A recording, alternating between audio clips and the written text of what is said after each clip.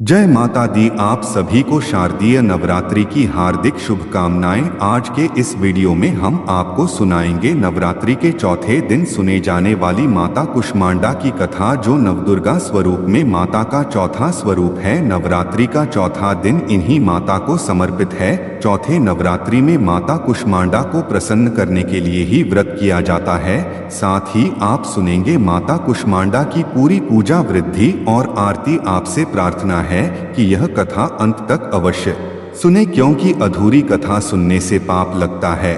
और कथा शुरू होने से पहले हमारे चैनल को सब्सक्राइब करके एक बार कमेंट्स में दिल से जय माता दी अवश्य लिखें। माता कुष्मांडा नवरात्रि के चौथे दिन इस कथा को सुन रहे सभी भक्तों पर अपनी विशेष कृपा बरसाएं। तो आइए अब शुरू करते हैं। नवरात्रि के चौथे दिन पर नवदुर्गा के चौथे रूप माता कुष्मांडा की कथा। तो प्रेम से बोलिए श्री गणेशाय नमः। ओम जयंती मंगला काली भद्रकाली कपालिनी दुर्गा क्षमा शिवा धात्री स्वाहा स्वधा नमोस्तुते। नवरात्रि के चौथे दिन देवी दुर्गा को कुष्मांडा माता के रूप में पूजा जाता है।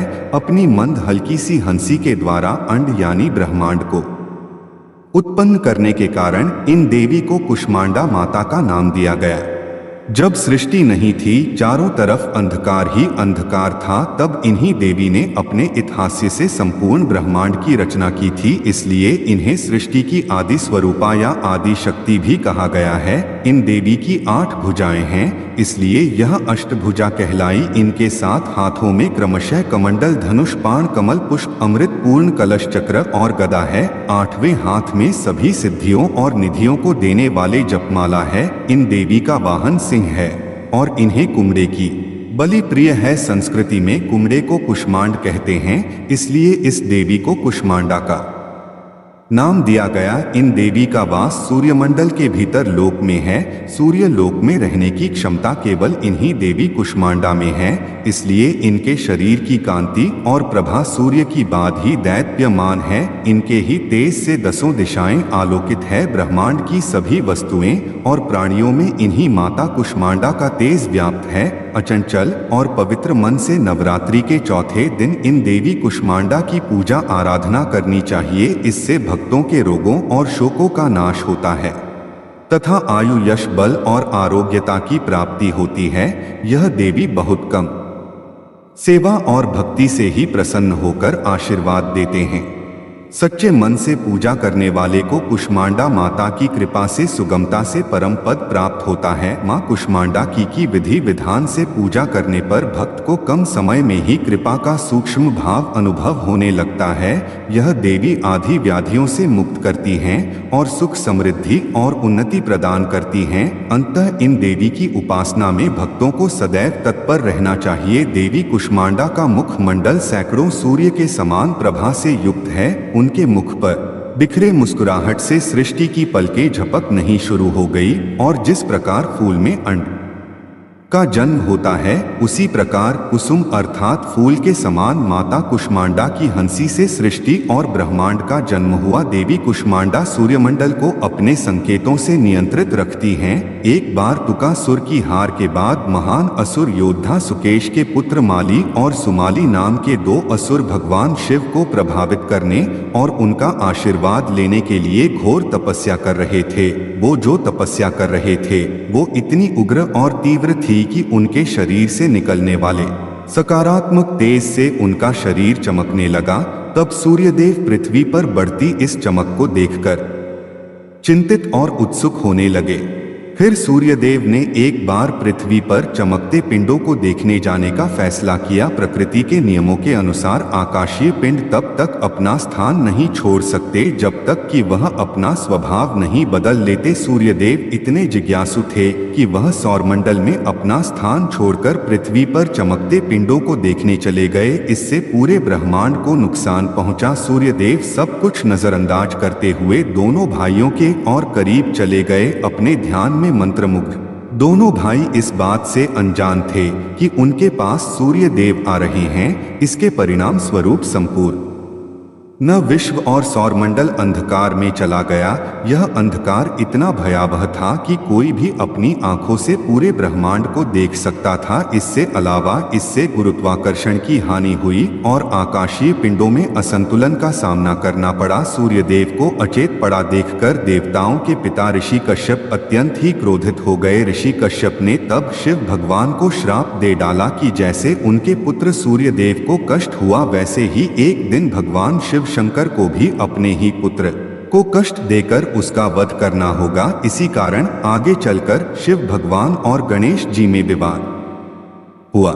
गणेश जी का शीश विलग हुआ और उसके स्थान पर एक हाथी का शीश लगाया गया। इसके बाद भगवान शिव माता पार्वती के पास गए और उनसे अपनी इस गलती को सुधारने के लिए मदद करने का अनुरोध किया। भगवान शिव शंकर ने माता पार्वती से प्रार्थना की कि वही आदि शक्ति और सभी ऊर्जा और अंध है, वह संपूर्ण ब्रह्मांड की माता है। इसके बाद माता पार्वती ब्रह्मांड में उस स्थान पर गई जहां सूर्यदेव स्थित थे। माता पार्वती अपने तेज से अग्नि और प्रकाश से भरा एक गोलाकार पिंड बनाती हैं, जिसे अब सूर्य के रूप में जाना जाता है। बाद में सुकेश और ऋषि कश्यप भी उसी स्थान पर पहुंचे। ऋषि कश्यप सूर्यदेव को जीवित करने के लिए देवी अदिति के साथ देवी पार्वती के पास गए। तब देवी पार्वती रसोई में गई और 2 बर्तन ले आई। देवी पार्वती ने उन दोनों से एक बर्तन में अपना रक्त डालने को कहा। ऋषि कश्यप ने ऐसा ही किया। फिर दूसरा बर्तन अपने आप ही अमृत से भर गया। इसके बाद माता पार्वती ने ऋषि कश्यप से इस पवित्र रक्त और अमृत को सूर्यदेव के मुख में डालने को कहा। ऋषि कश्यप के ऐसा करते ही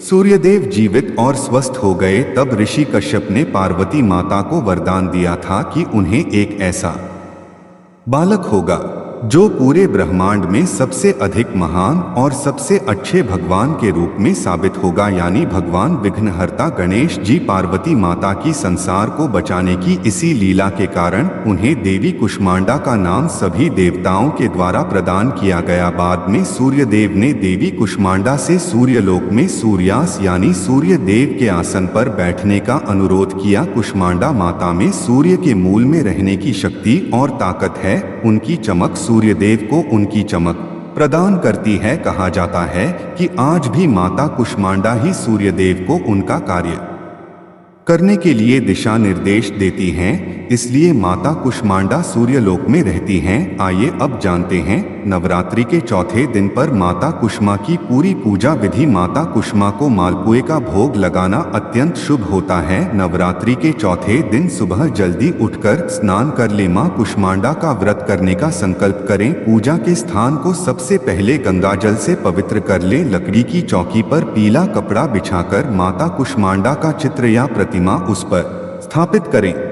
माता कुष्मांडा का स्मरण करते हुए उन्हें पीले वस्त्र, फूल, फल, मिठाई, धूप, दीप, नैवेद्य, अक्षत आदि अर्पित करें। सारी सामग्री अर्पित करने के बाद मां कुष्मांडा की आरती करें और भोग लगाएं। सबसे आखिर में पूजा के दौरान आपसे जाने अनजाने में हुई सभी गलतियों की मां कुष्मांडा से क्षमा मांगे और उनसे अपना व्रत, पूजा, भोग स्वीकार करने की प्रार्थना करें। इसके बाद मां दुर्गा सप्तशती और दुर्गा चालीसा का पाठ करें। मां सप्तशती और दुर्गा चालीसा का पाठ करें।